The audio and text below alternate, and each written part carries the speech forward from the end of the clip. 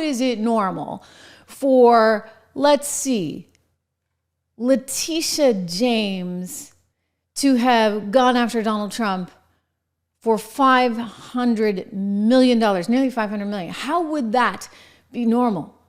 Letitia James is going to pay the price, by the way. I guarantee you, this is a woman who's going to start to have to come to grips with reality. We're going to get any day now a verdict on Letitia James's case in which she was going after Donald Trump. For some reason, this case more than other cases, I mean, they all kind of irritated me, but this one especially, and I think it's because of my business background, and I look at how we should celebrate capitalism here in America and be proud of our capitalist meritocracy here in America, and I see people trying to undermine it and normalize, by the way, to use the normalization phrase, normalize the undermining of capitalization. We learned today that Boeing is getting rid of its DEI program. Guess why? Because Boeing's got planes falling out of the sky, or the door handles coming off. Remember the Alaska airline? We're going to talk about that later in the show. But in other words, this stuff just doesn't work.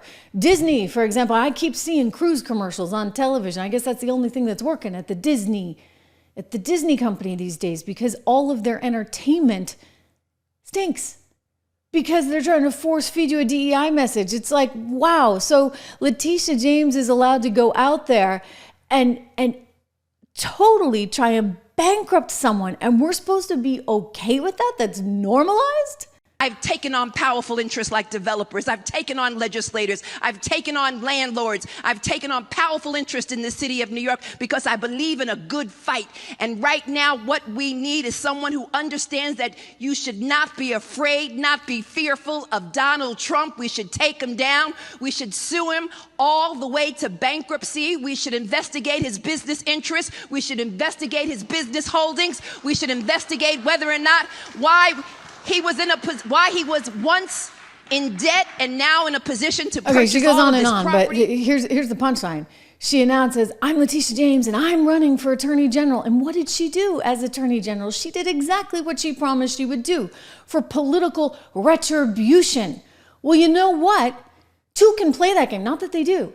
Donald Trump was specifically asked about retribution just the other day by Howie Kurtz on Fox. And he actually said, no, I don't want to do that. And yet this woman, this rabid woman, is out there about to have her case overturned, reversed by the appeals court of the state of New York. May it please the court, Judith Vale for the New York Attorney General's office. All of the defendants repeatedly violated... Ms. Vale, can you identify any previous case in which the Attorney General sued under Executive Law 6312? I'm showing you this again because this is Judith Vale, who was basically trying to argue the case for Letitia James in front of the appeals court. And all of those justices, well, four of them, all of them really indicated they'd had it up to here. So any day now, we are going to find out just exactly how much they had it up to here and exactly what happens.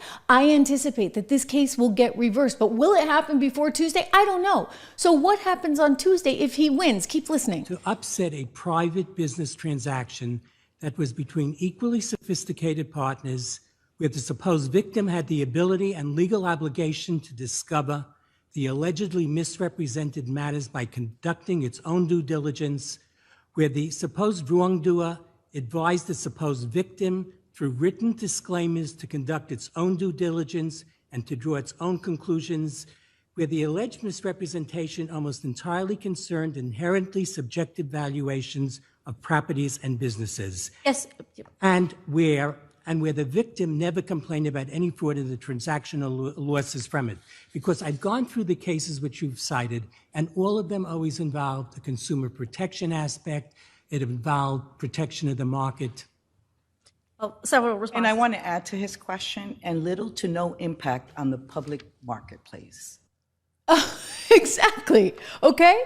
So these people are running wild, which I think you got to think about, and we're going to dig into a little bit when you consider if Donald Trump wins, or say he's almost going to win, but you have some really tight elections in some of those blue states. Well, then what happens? Because they're all going to try and normalize certain things in the name of preventing the country from being destabilized by the likes of Donald Trump. I'll tell you what ought to be going down right about now. That case needs to get thrown out of court. And Letitia James should lose her license as an attorney because she's not representing the public. When she goes out trying to force someone into bankruptcy, she's actually destroying the foundation of what we are, a capitalist nation. I realize they don't really like capitalism in some corners of the left these days, but it's what we are and it's how we have become successful. And they're trying to reinvent the wheel.